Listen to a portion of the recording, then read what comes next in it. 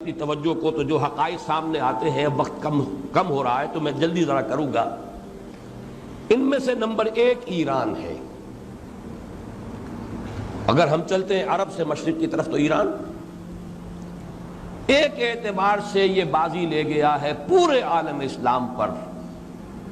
ان کے مذہبی عقائد، ان کی فقہ سے ہمیں جو اختلاف ہے وہ ہے اپنی جگہ پر ہے۔ آپ کو معلوم ہے میرے بارے میں کسی کو اشتباہ نہیں ہو سکتا اس اعتبار سے۔ میری جس درجے دشمنی رکھی گئی ہے، جس طرح میرے سر کا جو ہے مطالبہ ہوتا تھا، دو ہی آدمی تھے پاکستان میں کہ جن کے سر مانگے گئے، ایک کراچی کے وہ شاہ بلیغ الدین صاحب اور ایک نے، تو اس حوالے سے وہ اپنی جگہ پر اختلاف ہے، لیکن اس حقیقت کا اعتراف کیے بغیر نہیں رہا جا سکتا پورے عالم اسلام میں یہ واحد مسلمان ملک ہے جس نے بہرحال اپنی شریعت، اپنے عقائد کے مطابق ایک مذہبی انقلاب برپا کیا ہے۔ اور پورے عالم اسلام میں مذہبی سطح پر حکومت کی سطح پر فنڈامنٹلسٹ صرف ایک ملک ہے، یا دوسرا جو ہے تھوڑا سا وہ ہے سوڈان، لیکن اس کی اہمیت اس لیے نہیں کہ وہ کسی عوامی انقلاب سے نہیں بنا، بلکہ وہ تو ایک فوجی انقلاب سے شکل بنی ہے جو بھی بنی ہے۔ اللہ کرے اس میں استقامت ہو، اس سے یقینی کوئی نتیجہ برآمد ہو جائے۔ خبریں بھی اچھی آ رہی ہیں، لیکن میں تو دنیا کا جو پرسپیکٹو ہے اس کے حوالے سے عرض کر رہا ہوں کہ اس پہلو سے ایران ان کا ٹارگٹ ہے، ٹارگٹ نمبر 1 ایک خاص اعتبار سے۔ ٹارگٹ نمبر 1 ایک دوسرے اعتبار سے ہم ہیں، وہ میں بعد میں عرض کروں گا۔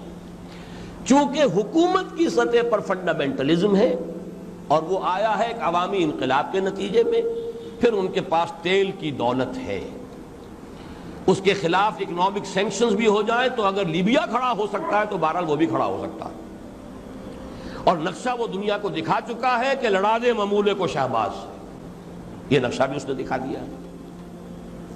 یہ ہے ایران کا معاملہ۔ نمبر 2 پاکستان۔ پاکستان 400 برس کی تجدیدی مساعی کا امین ہے، امانت دار ہے۔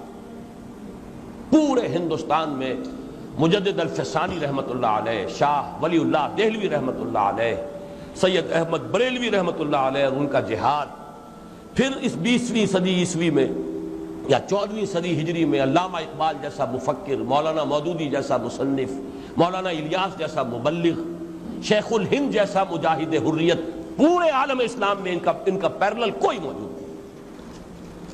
یہ 400 سال کی تاریخ ہے، اس کی امانت، اور اس کے نتیجے میں یہاں کے مڈل کلاس میں فنڈامنٹلزم کا ایک نیوکلیس ہے،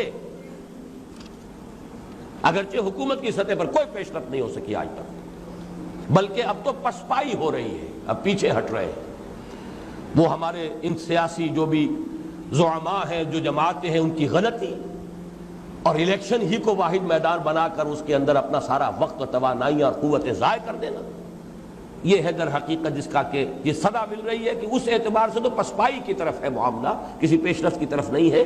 لیکن باہر والے تو دیکھتے ہیں نا کہ اندر کیا کچھ مواد موجود ہے۔ اگر مڈل کلاس میں وہ فنڈامنٹلزم کا بارود موجود ہے تو کسی بھی وقت اس کے اندر جو ہے وہ کوئی دھماکہ ہو سکتا ہے۔ دوسری بات جو ان کے لیے ایک اعتبار سے ٹارگٹ نمبر 1 ہمیں بنا رہی ہے، وہ ہمارا ایٹمک نو ہاؤ ہے۔ پورے عالم اسلام میں اور کسی کے پاس نہیں۔ اسلامی بم اگر بنے گا تو یہی بنے گا۔ یہ ہے مختلف اسباب جس کے بنا پر ایران اور پاکستان کو آپ بریکٹ کر لیجئے، یہ اس نیو ورلڈ آرڈر یا آج کی میری گفتگو کے حوالے سے یہودی اور عیسائی گٹھ جوڑ کا جو ٹارگٹ نمبر 1 ہے، ایک اعتبار سے ایران ہے، ایک اعتبار سے پاکستان۔